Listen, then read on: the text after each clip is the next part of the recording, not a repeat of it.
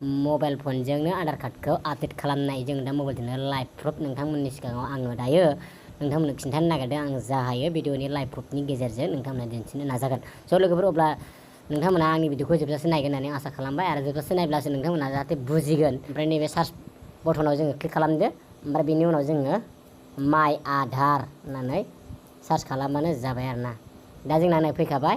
जोंना अपसन ओंखारबोबाय नै दायो नैबे फार्स्टनि बटनखौ जोङो बेखौ जोंना पेजआ फैबाय नै दायो जोंना नै बेहाय लगइन खालामनांगोन जोङो फार्स्टआवनो क्लिक खालामबाय दायो आङो जिखुनु जाया सासे मानसिनि आङो आधार कार्ड नाम्बारखौ होनानै लानोसै आधार कार्डखौ आङो टाइप खालामबाय दायो नै 24 नो दायो आं केपचाखौ फिल खालामबाय ओमफ्राय दाना आधार कार्डजों लिंक थानाय मबाइल नाम्बाराव अटिपि थांगोन लोगोफोर नै अटिपि थांगोन दा नै लगइन उइथ अटिपि आव जोङो दायो खनसे क्लिक खालामनोसै दा जोङो अटिपि आव जों फिल खालामनोसै जेब्ला अटिपि फैयो अब्ला फिल खालामनोसै दा नै अटिपि आ फैबाय नै 265794 दायो अटिपि आ फिलआप जाबाय नै फिलआप जानाय लोगो लोगो जोङो दानिया नैबे लगइन बटनाव जोङो थुबानो जाबाय जों दा क्लिक खालामबाय दायो गेवबाय नैबे खनायाव नोंथांमोना नुदोंना नै नैबे खनायाव नोंनि प्रफाइल थागोन आरोना जायनि आधार कार्डजों लगइन खालामदों बिनि प्रफाइल गेवगोन आरो दस्रानि आधार कार्ड नाम्बार होनानै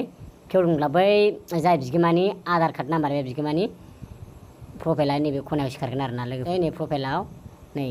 सोरनि नाम बेहाय ब्लार खालामना होजाबाय आङो दायो उल्था फाल्था नायनो हायो नै ओमफ्राय दायो जोङो अबाय थांगोन जोङो दायो नैबे थांगोन जों जे बेहाय जोङो क्लिक खालामनांगौ डकुमेन्ट आपडेट नो click here to upload your proof of identity नो आरो एन्ड प्रुफ अफ एड्रेस मोननै डकुमेन्टस नांगोन आरोना दा जोङो बेखौ खनसे क्लिक खालामनोसै लोगोफोर अब्ला जों दा क्लिक खालामनोसै नैबे नेक्स्ट बटनाव जोङो थुनांगौ नेक्स्ट बटनाव थुबाय आरोबाव जों दायो नेक्स्ट बटनाव थुबावनांगौ नै नेक्स्ट बटन फैबावबाय जोंना नै नेक्स्ट बटन जों बे नेक्स्ट बटनखौ खनसे क्लिक थुना लाबावनोसै ओमफ्राय दानिया गासिबो बेहाय नोंनि आधार कार्डनि डिटेल्सफोरा ओंखारबोजोबगोन बेखौ आं दा ब्लार खालामना होनाय जाबाय आरोना लोगोफोर ओमफ्राय दायो नैबेहाय लांदां डट दङ जोङो दा बेखौ खनसे क्लिक होनांगौ अब्ला बेखौ क्लिक होनाय लोगो लोगो जोङो नैबेहाय नेक्स्टआव ग्रिन ओंखारगोन आरोना ग्रिन ओंखारब्ला जों बे नेक्स्टआव क्लिक होना जाबाय अब्ला आङो नैबेहाय आङो क्लिक होनोसै अब्ला क्लिक होनाय लोगो लोगो नैबे गाहायाव ग्रिन ओंखारबाय नै जों दा बेखौ नेक्स्टआव जों क्लिक होनोसै क्लिक होबाय दा भेरिफाइया जाबाय नै दानिया आपलड प्रसेसआव फैबाय नै आपलड प्रसेसआव फैबाय दानिया गाइडलाइन होनाय बादि बिनि बारगा खामानि मावनो हाया जाहैबाय नै डकुमेन्टसा नैबे डकुमेन्टस आपलड खालामनोबा 2 MB नि बारा जानो मोननाय नङा बेखौ लिरना होखानाय जादों लेस देन 2 MB नि गाहायाव जानांगोन आरोना ओमफ्राय माबायदि साइज नै JPG PNG एन्ड आरो PDF नोंथांमोना PDF खालामनानै होयोब्ला मोजां जागोन आरोना PDF बाबो JPG बाबो PNG बाबो 2 MB नि गाहायाव जानो नांगोन अब्ला आङो अलरेडि 2 MB नि गाहायाव PDF खालामना लाखादों लोगोफोर अबे डकुमेन्ट्सखौ नोंथांमोना सेलेक्ट खालामगोन नोंथांमोना गोसोबायदि सेलेक्ट खालामना होदो अब्ला जोङो जिखुनु जाया मोनसे डकुमेन्ट्स होनोसै दा आं सेलेक्ट खालामनोसै बेहाय जिखुनु जाया ड्राइभिं लाइसेन्स गोबां रोखोमनि बेहाय डकुमेन्ट्सफोर दङ नोंथांमोना रग' फरायदो आरो अबे डकुमेन्टआ नोंथांजों गोरोबनाय एबा नोंथांजों लोगोआव दङ बेखौ सेलेक्ट खालामनानै होनो पेन कार्ड दंबा पेन कार्ड होदो ओमफ्राय नै मेरला पासबुक फट'ग्राफ दङ पेन्सनार दङ फट' ID कार्ड दङ गोबां रोखोमनि बेवहाय डकुमेन्ट्सफोरनि नाम लिरनायनि एबा बिनाय दङ आरो नोंथांमोना अबे नोंथांमोननि डकुमेन्टआ दङ नोंथांनि लोगोआव बेखौ सेलेक्ट खालामजाबाय अब्ला आङो भटार ID कार्डखौ आङो सेलेक्ट खालामना होनोसै अब्ला सेलेक्ट खालामनाय लोगो लोगो दाना नैबे जों अके बटनाव जोङो खनसे क्लिक खालामदो दानिया अके बटनाव जोङो सेलेक्ट खालामनानै दाना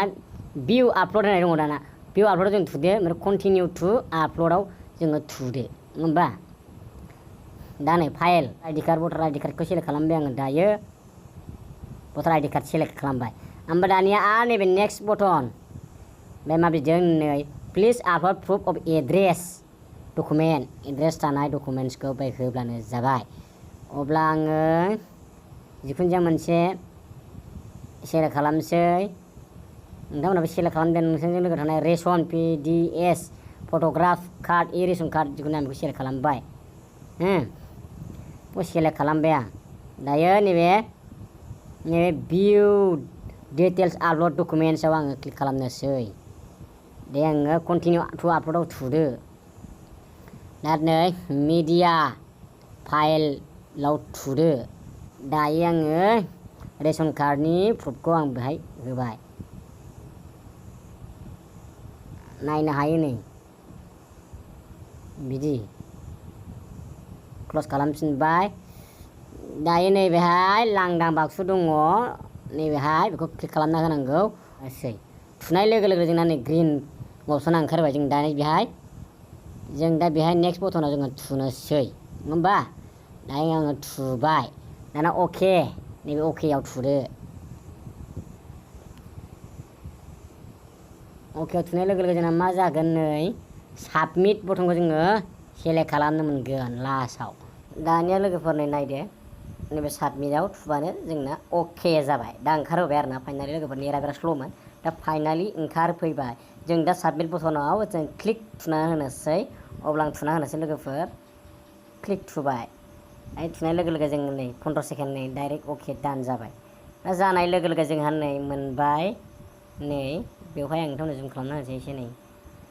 नै खय थारिखआव खालामनाय नायदो नै साक्सेस जाबाय नङा होमबा ओमफ्राय नै थारिख ओमफ्राय नै एमाउन्टआ नायदो एमाउन्टआ थाइसेबो लाया आरोना 0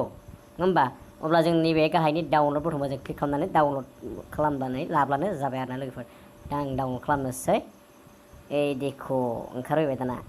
टें टें टें ओंखारबाय फाइनालि जाबाय साक्सेसफुलि थुफिनदो जोङो नङा होमबा बे हमाव थुफिनबाय जोङो दानिया जोङो माइ आदार सार्च खालामफिनबाय नै माइ आदारा दंखायो दाना माइ आदार थुफिनबाय दानिया